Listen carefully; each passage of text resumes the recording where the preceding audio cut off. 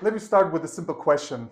If almost every company uses AI today, why do so few get real value from it? The gap was the story of AI in 2025, and it's what this series is about. To make 2026 better for us.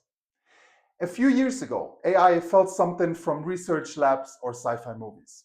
That changed fast. Today, AI sits at the center of the business world. Almost 8 out of 10 organizations use it somewhere in their operations.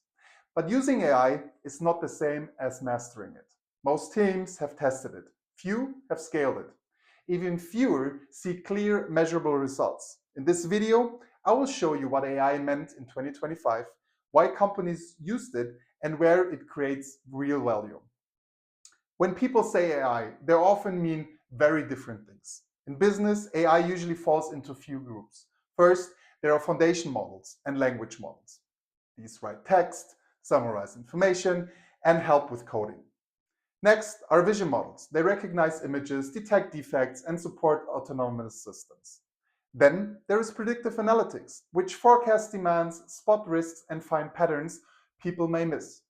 Another group is agentic systems.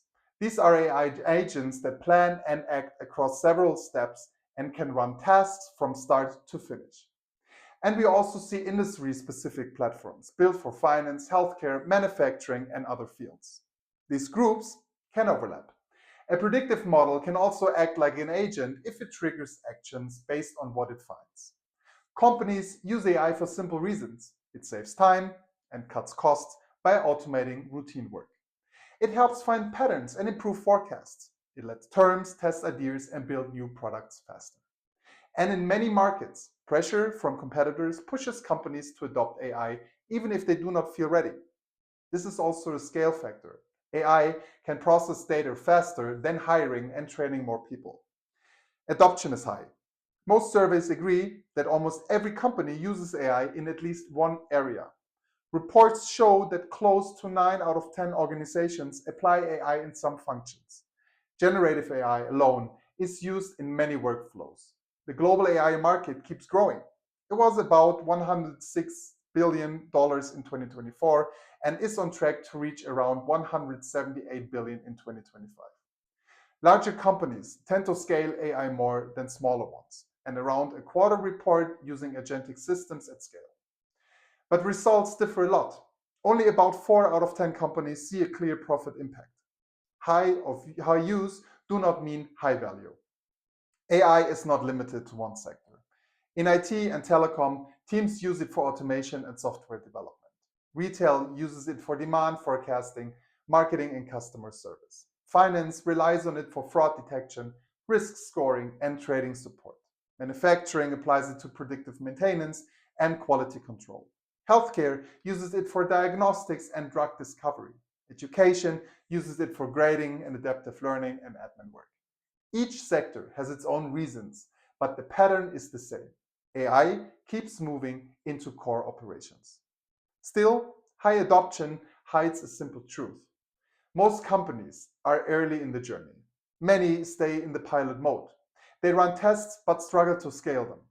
They deal with weak data, old systems, and teams that do not work well together. Many also lack the skills needed to build and run AI systems over time. Only a very small group becomes high performance. These companies track value, link AI to strategy, and build it into daily work.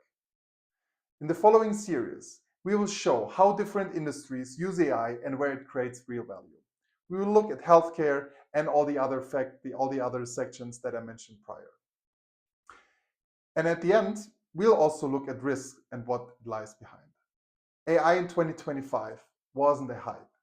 It was a real tool that shaped how companies work. But having AI is not enough.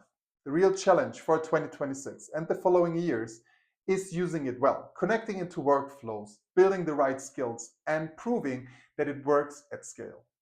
Next video, we'll start with the first industry and break down where AI delivers the most value.